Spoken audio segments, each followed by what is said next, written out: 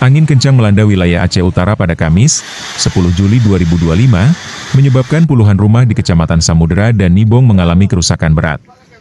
Di Nibong, sekitar 25 rumah dilaporkan rusak, sebagian ambruk dan atap-atap beterbangan. Tak hanya rumah warga, kios dan pasar ikan di Kabupaten Nibong juga ikut roboh. Sekitar 40 jiwa terdampak terpaksa mengungsi ke Maunasah dan tenda darurat. Di Kecamatan Samudera, belasan rumah di Gampong Tanjung Hagu, Tanjung Rengkam, dan Tanjung Masjid juga mengalami kerusakan serupa. Hingga Kamis petang, bantuan masa panik belum tiba, namun pendataan terus dilakukan. Pemerintah dan perusahaan sekitar diharapkan segera menyalurkan bantuan untuk meringankan beban warga.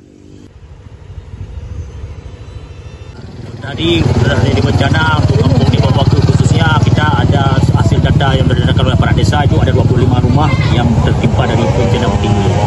Kerusakan banyak dialami di atap ya, banyak atap-atapnya yang sudah dibuat terbang oleh angin dan kondisi masyarakat ini mereka kita tenda darurat untuk mengevaluasi sementara.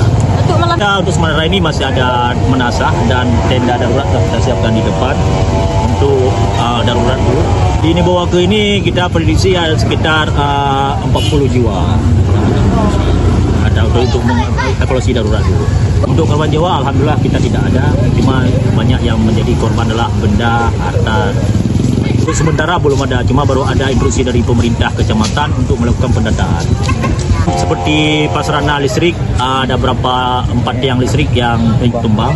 Ini mengalami nanti pasti kami kegelapan ya, karena listriknya tumbang. Dan menurut keterangan orang PLN tadi sudah melakukan evaluasi, mereka akan melakukan sampai jam 3 pagi. Ini ya perlu pertama bantuan dari pemerintah Aceh Utara dan diuluran tangan daripada donatur kementerian juga ada perusahaan PGE. Nah, jadi untuk bagaimana memperhatikan untuk mengurangi beban daripada musibah masyarakat ini.